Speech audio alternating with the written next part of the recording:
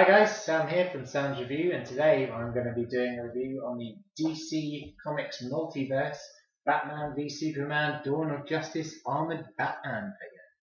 Now, have you seen the movie? What did you think? Let me know in the comments below, but please stay away from spoilers for respect for those who maybe haven't had a chance to see the movie yet. I may do a movie review, but we'll have to see. Anyway, let's have a look at the figure.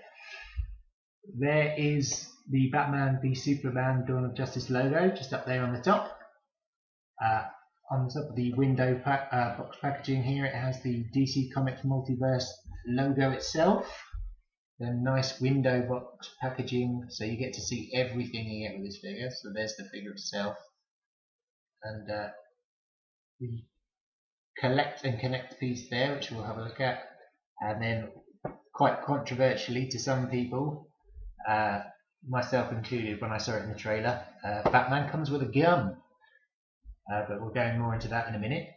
Then there's nice artwork there of Ben Affleck as Batman in the armoured suit, and it says Batman v Superman Armoured Batman, and then the Build Batman's grapnel blaster.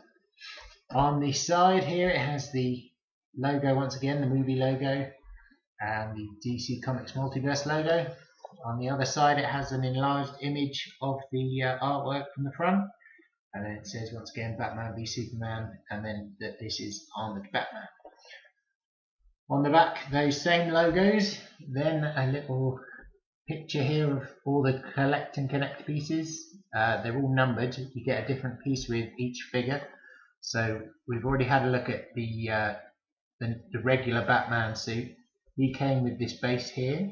Then we also had a look at Superman, who came with the handle here. Now, the figure we're looking at today comes with this clip that holds in these two darts. It doesn't come with the darts, it's just the clip itself, but we'll have a look at that in a moment. Then here it has the figures of the first wave. Number 1 is Superman, who we've already had a look at. Number 2 is Batman, who we've also had another look at in another video. Number 3 is Wonder Woman, who I'm still trying to track down. She's proving impossibly hard.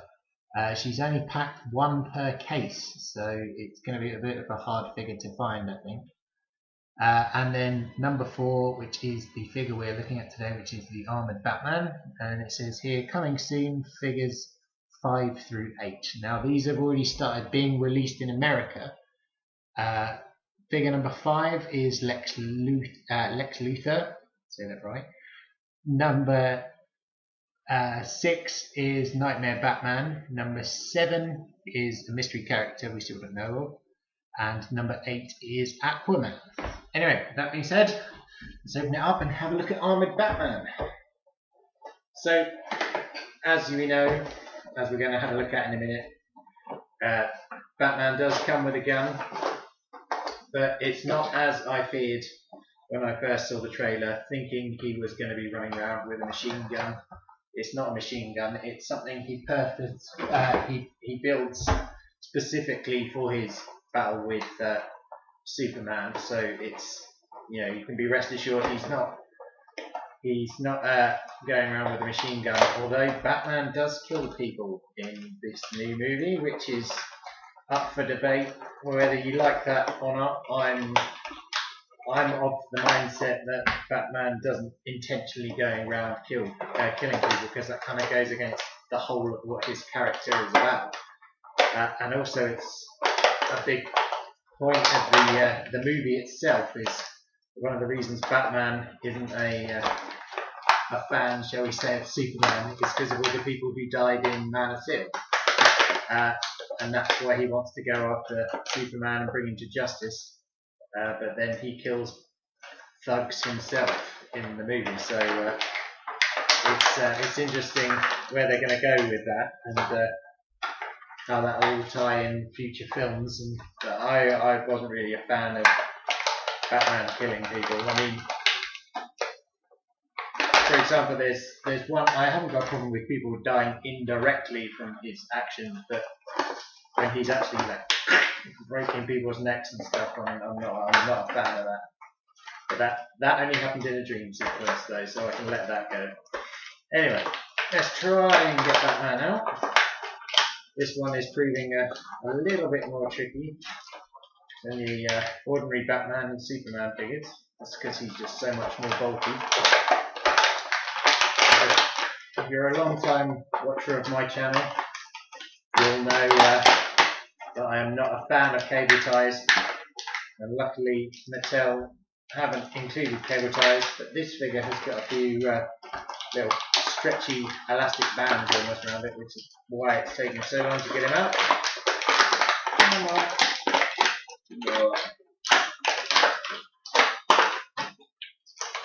It's almost there.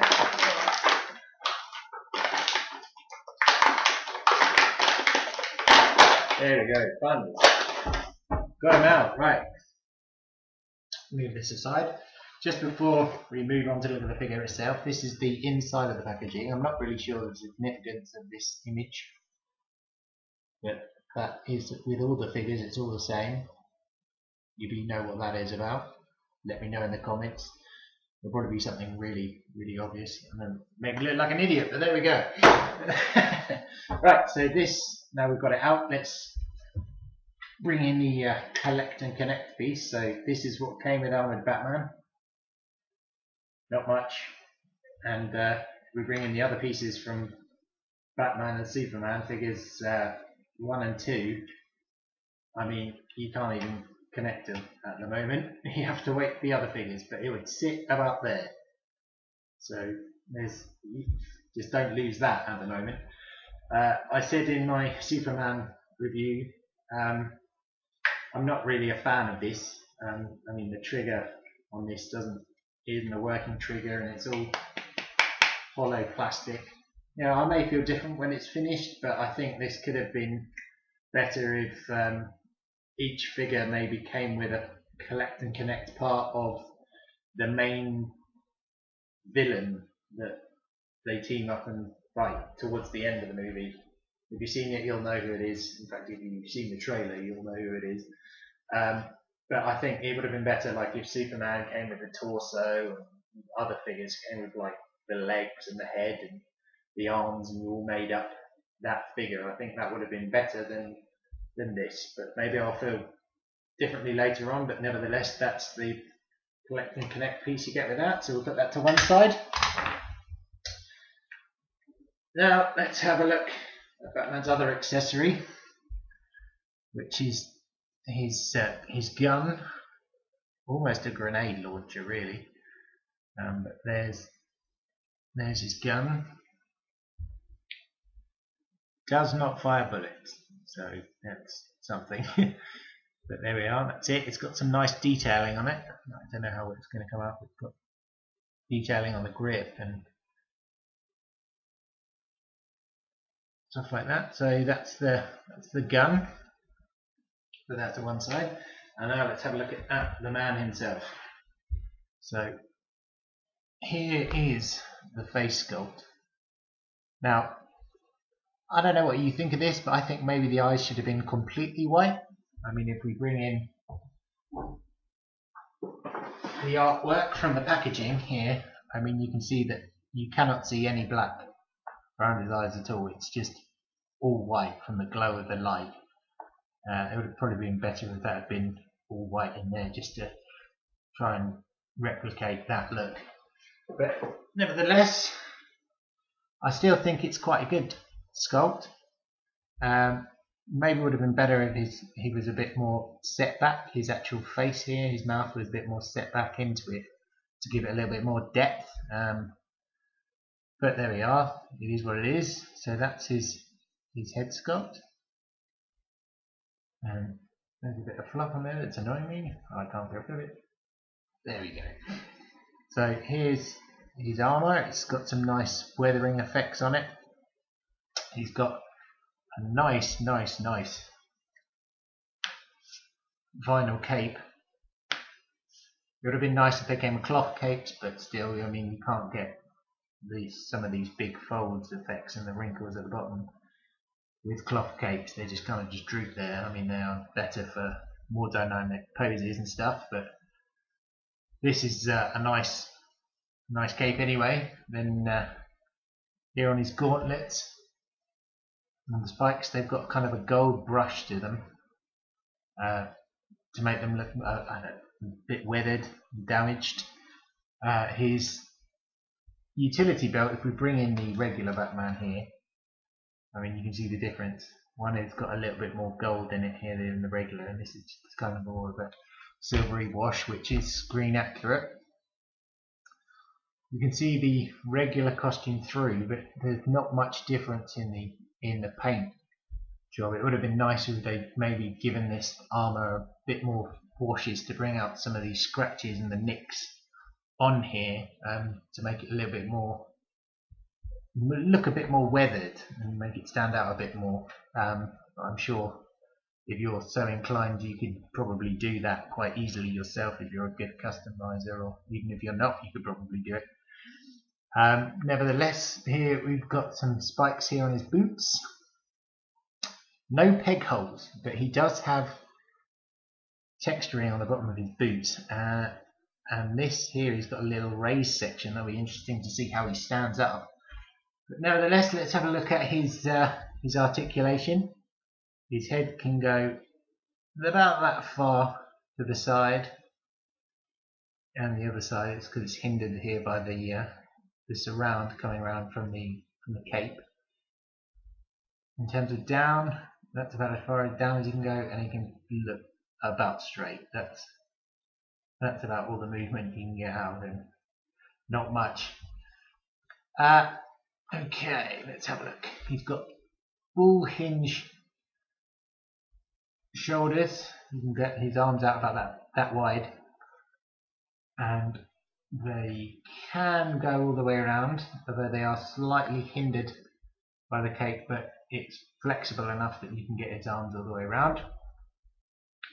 Let's see, he has an upper, there we go, an upper bicep swivel just below the shoulder.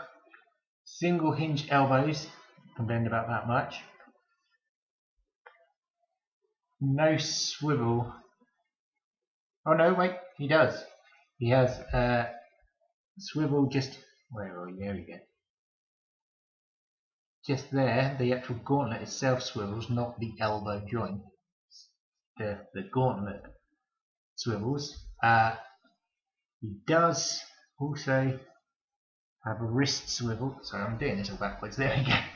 He does have wrist swivels. There you can see. And I'll show you his gauntlet swivel here on this side. So you can see it's got some swivel there. This one's a bit more looser. There we go. You can see it better on that one. He does have an ab crunch just here, but you're not getting much out of it. I mean, he can look, put your arm down, Batman, he can look that much up, forward, and he can bend forward about that much. So there's not much in it, but there we go. That's about as back as he can go, and that's about as forward as he can go. There is no swivel at the waist. His leg can go out that far forward, which is actually further than the standard Batman can go forward.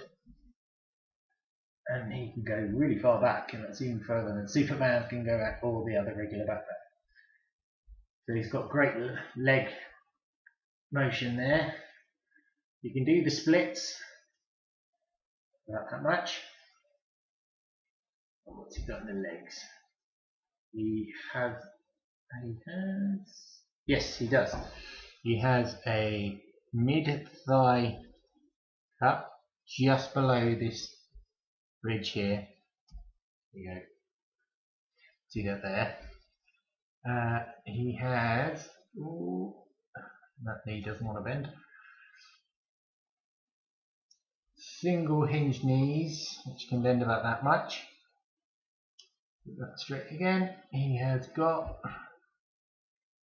nothing all the way down to the ankles, and then the ankles do have hinges, but I mean it's minor. Like, they can move, but not a hell of a lot. If you do it on this side, there, that's about all you're getting. So that is his articulation. Now let's see about getting this gun in his hand.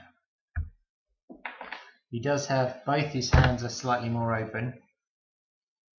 Oh, this could be. You might have to heat up the hand itself because they're very, very tough.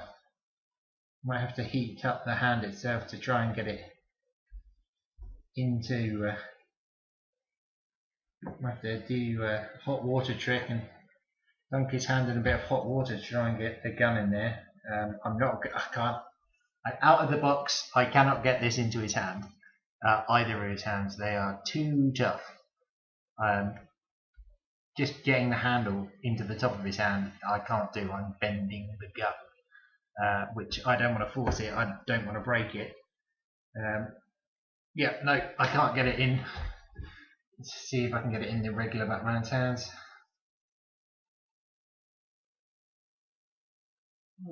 His hands are a bit. You could probably get it in the regular Batman's hands. His fingers are a little bit easier to move, but this guy, you'd have to do some serious heating up of his hands to get him to do. But whilst we have regular Batman here, we stand up armoured Batman. Just sort his legs out. Sort yourself out, Batman. You're wobbling all over the place. Right, this will be interesting. I've heard he can be a bit of a pain to stand. Let's see. Ooh. Okay. Because of his feet, I think that little raised bit I spoke to you about earlier, his feet do not fit 100% flat on the floor. I mean, I can't really show you on here, but they don't. This back section is higher. I mean, you can see on my finger there's a little bit of gap through. They don't fit flat on the floor. His shoes aren't flat. Like this bit is lower than the back part, so he wants to move forward. But anyway, let's stand about. I like this figure overall, but I think that was a bit of a silly design choice because, as you can see, in the slightest movement, he's going to fall down. So, that may have been movie accurate, but it's for a figure, especially with a heavy vinyl cape, that's probably not the best option. Okay, you're going to stand? Come on.